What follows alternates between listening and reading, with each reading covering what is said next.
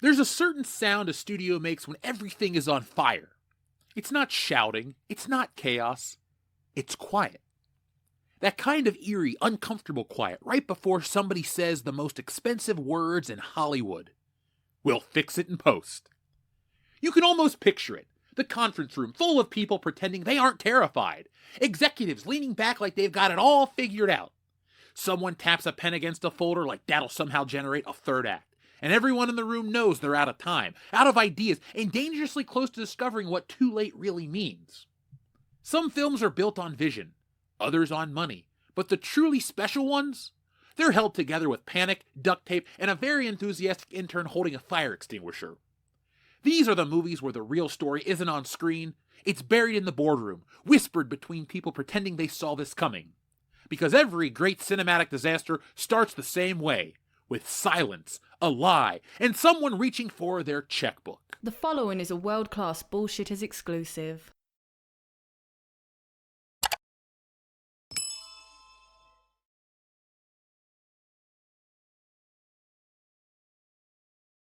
For years, the official story of the rise of Skywalker was a tidy little number with a shiny bow on top. Disney spent a lot. Sure, they always do, but not too much. Lucasfilm said everything was under control. The budgets were in line, production was smooth, everything was fine. Except, if you've been paying attention to Lucasfilm over the past decade, you already know what fine means. Fine is smoke coming out of the kitchen while Kathleen Kennedy tells you dinner is almost ready.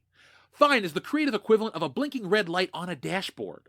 Fine is what a studio says when they're already knee-deep in fire and hoping you don't smell the smoke.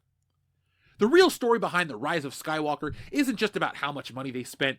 It's about why they spent it, the way they backed themselves into a corner, pulled the pin, and tried to buy their way out of a disaster with the biggest checkbook in Hollywood history.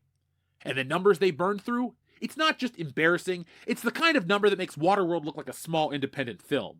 We're getting ahead of ourselves right now. The Rise of Skywalker was supposed to be this big win, the capstone, the closing note of a saga that spanned generations. It was marketed as the end of the Skywalker story. And when you're telling the world you're about to land a ship that's been flying since 1977, you better have a damn good plan. Lucasfilm didn't, but they had a number. They told the public the film cost around $416 million. A jaw-dropping figure for sure, but one that felt just believable enough. Star Wars is big. Blockbusters are expensive. Nobody batted an eye. And that's exactly what they were counting on. But behind the scenes, the number was fiction. The real number, after rewrites, reshoots, extra effects work, marketing spent, and pure corporate panic, was closer to $600 million. $600 million for a film that never had a plan. To understand just how massive that is, let's stack it up. Avengers Endgame, one of the most ambitious crossover events in cinema, cost less. Top Gun Maverick, filmed across years with actual fighter jets, cost less. James Cameron built an entire underwater civilization for Avatar: The Way of Water, for less. Lucasfilm spent more money trying to fix the Rise of Skywalker than studios spent creating entire franchises. And here's the shit kicker. They didn't spend it on innovation. No new technology, no game-changing special effects in the pipeline, no revolution in cinema. Just reshoots, rewrites, and everything. They spent $600 million like a couple trying to fix a bad marriage with a new kitchen, ignoring that the foundation was already cracked. This wasn't a planned investment. It was damage control.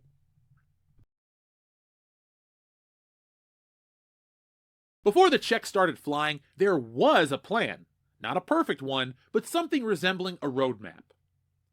Colin Trevorrow's Duel of the Fates was designed to follow the messy fallout of The Last Jedi with a new villain arc, a clearer direction, and here's the magic word, time. Trevorrow and his team were developing a film that, at the very least, understood what it was supposed to be. The finale. But Lucasfilm is a studio allergic to stability. When The Last Jedi backlash hit, they went into reaction mode. Trevorrow's vision wasn't just sidelined, it was torched. Not because it wasn't possible, because it wasn't fast enough. Suddenly, Lucasfilm found itself trying to make the final chapter of a trilogy it hadn't actually mapped out. No coherent story, no villain with real weight, no creative spine holding the structure up. And with deadlines breathing down their necks, they made the worst possible decision. They hit the panic button and called J.J. Abrams. J.J. wasn't brought in as a savior. He was brought in as a bandage, and from day one, it showed. The entire storylines were retooled. Matt Smith's character, originally a major player, was wiped from the board. Instead of developing something new, they defaulted to the one trick they had left: nostalgia. Palpatine's back. Why? Because it was fast. The script changed constantly. The ending shifted multiple times. The production calendar was a game of Jenga where every block cost millions of dollars. And through it all, Lucasfilm pretended that this was the plan. No, it wasn't the plan. It was triage. Once Abrams stepped in, the clock ran the studio, not the other way around. Disney had already locked in a December release date. There wasn't time to carefully craft anything. So instead, they did what modern studios always do when they have no vision and too much pride. They tried to buy time. Reshoots weren't minor touch-ups, they were massive rebuilds. Sets had to be reconstructed, scenes rewritten overnight, and effects reimagined on the fly.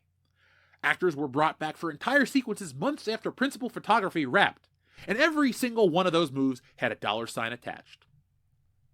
Post-production turned into a revolving door of fix this and actually fix that. They were cutting, rearranging, and re-recording scenes right up to the finish line. Every choice they hadn't made in pre-production became a check they had to write in post. This is where The Rise of Skywalker stopped being a Star Wars movie and became the world's most expensive emergency room. Money doesn't make creativity, it only buys more bandages. And Lucasfilm was bleeding out. Let's break this financial tragedy down like an autopsy report. They claim the initial production budget was $275 million. With reshoots, rewrites, post-production surgery, add another $125 million. Then, on top of that, the marketing and distribution worldwide sits somewhere between $175 and $200 million.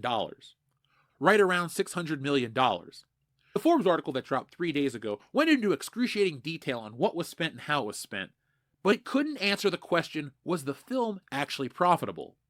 Which in modern Hollywood marketing means no.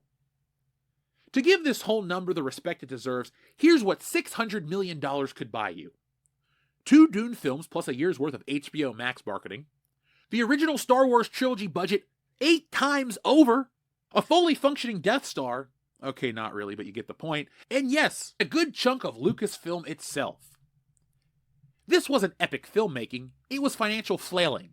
They didn't spend to make something bigger or better, they spent to patch something broken and hope you didn't notice the seams. And when the dust settled, the film made about $1 billion worldwide. Most studios would celebrate that, but not when you spend over $500 million to get there. After exhibitors' cuts, distribution, and marketing, analysts estimate Lucasfilm and Disney may have lost up to $78 million. That's not a blockbuster. That's a $600 million Band-Aid that didn't even stick. No innovation, no legacy, no future.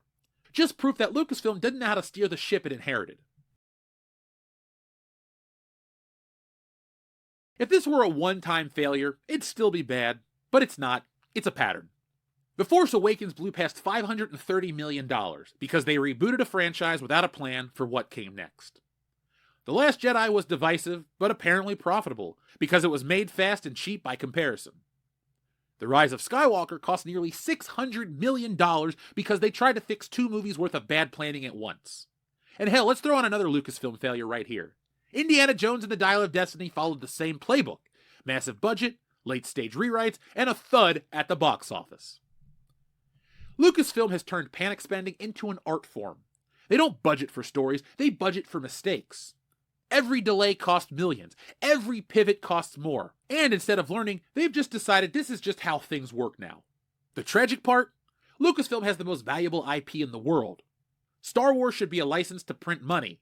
Instead, it's a studio that has to spend a fortune to make $1. And when you don't have a vision, everything costs more. Everything.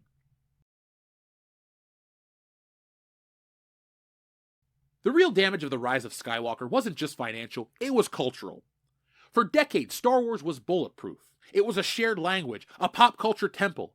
Even at its weakest moments, people trusted the name. But after The Rise of Skywalker, that trust evaporated.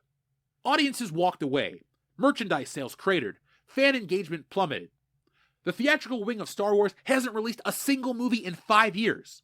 Think about that. The most profitable franchise on Earth sidelined because one of its $600 million mistakes just revealed how hollow the foundation really was. J.J. Abrams' reputation as the studio's golden boy? It was gone. Lucasfilm's reputation as a capable steward of the franchise? Torched. The Skywalker saga? Buried under its own bloated finale. This was supposed to be the grand send-off. Instead, it became a cautionary tale. And yet, nothing has changed. The same leadership, the same lack of planning, the same willingness to burn through mountains of cash to patch cracks they created.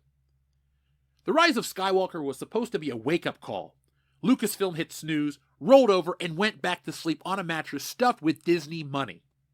5 years later, they're still operating like a studio that's never once faced a consequence. And that brings us to what's next, The Mandalorian and Grogu. On paper, it should be easy. It's their most successful modern property. A smaller scale story, a fan-favorite duo, a straightforward space western that doesn't require 40 years of mythology to prop up. But here's the thing.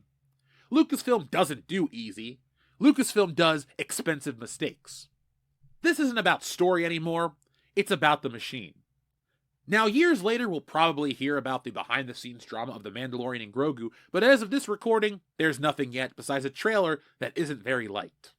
Lucasfilm's production model isn't build smart, it's wait until it breaks, then back up the money truck. They did it with The Force Awakens, they did it with The Rise of Skywalker, they did it with The Dial of Destiny, and history doesn't suggest they're about to stop now. The Mandalorian and Grogu movie is the perfect test case. It's the first Star Wars theatrical movie since their $600 million finale. It's supposed to be safe, and that's exactly why it won't be. Safe at Lucasfilm means predictable. Predictable means creatively stagnant. Stagnant means last-minute pivots, and pivots mean money. Oceans of it. And let's be real. By the time the marketing machine kicks in, we'll be staring at a budget so bloated it makes The Rise of Skywalker look thrifty. $500 million? Absolutely possible. $750 million? Don't laugh. We've seen dumber. And if they break the billion-dollar mark, it won't be because they're building something revolutionary. It'll be because they're fixing something broken. Again. Lucasfilm isn't an innovative studio, it's a reactionary one. They don't chart courses, they crash into things and bill the audience for the cleanup. And here's the most damning part. They'll probably act surprised when it happens again. So let's ask the real question. Not how much will this movie cost, but how much we already know it will. Because if things go south, and they will, someone at Lucasfilm is going to walk down that familiar hallway, lift the plastic cover, and press that shiny red panic button all over again. But somehow Kathleen Kennedy will have her job. Lucasfilm doesn't learn, Lucasfilm doesn't plan, but they will, without hesitation, spend, spend, spend. So folks, what did you think about the $600 million Band-Aid? It couldn't fix Star Wars, it couldn't save a franchise. Every decision those people make is the wrong one. It's quite funny at this point. I sound angry. I'm not angry. I'm laughing at their stupidity. We've told you guys this for the last 10 years, that this franchise was not going in the right direction. But nostalgia blinded people. Now that the glasses are off and we're all living in the real world, we realize that these movies have sucked since 2015. That's why I was so inspired to create Stealing Solo, my comic book that was a reaction to The Force Awakens. It broke me as a Star Wars fan, it really upset me as a movie watcher, so I decided to put pencil to paper and create something. And now here we are, 10 years later from The Force Awakens, and I'm about to drop Stealing Solo 2, The Power of the Farce. If you thought the first book was great and made fun of The Force Awakens, this one rips into The Last Jedi. It features some of the people we've talked about in this video, and a whole lot more. Instead of a group of disgruntled Star Wars fans kidnapping Harrison Ford, this time a crazed actor named Mark kidnaps those kidnappers and forces them to remake The Last Jedi in his image to reclaim the glory and to salvage his character. Does it work? Well, you gotta read the book. But everyone's called the last one Laugh Out Loud funny and the best Star Wars parody since Spaceballs, and if I may say so myself, I definitely have topped it this time. So be on the lookout for that. It launches by the end of the month, and you'll only be able to get it from me. So folks, thank you for watching. I will definitely be back with more. But until then, be smart, be safe, be cool. But always be excellent to each other. Stealing Solo asks the greatest what-if question of all time. What if a group of disgruntled Star Wars fans kidnap Harrison Ford and force him to remake Star Wars in their basement? That, and a whole lot more, is answered in Stealing Solo, a Captain's Parody. Stealing Solo has been called laugh out loud funny and the greatest Star Wars parody since Spaceballs, and it's available now for a limited time only. Go to stealingsolo.com, which is powered by Shopify, so you get the reward-winning safety and security, and get yourselves a copy today. Once we sell through this limited backstock, I'm going back to the drawing board to bring you the sequel, which parodies Luke Skywalker's fall from grace, and finally the closing chapter, which I can't wait to get to, Frankenfisher, the Bride of Solo. And yes, it's exactly what you think it is. So folks, the only way to get that is go to stealingsolo.com right now, get yourselves a copy, and enjoy the greatest Star Wars parody since Spaceballs.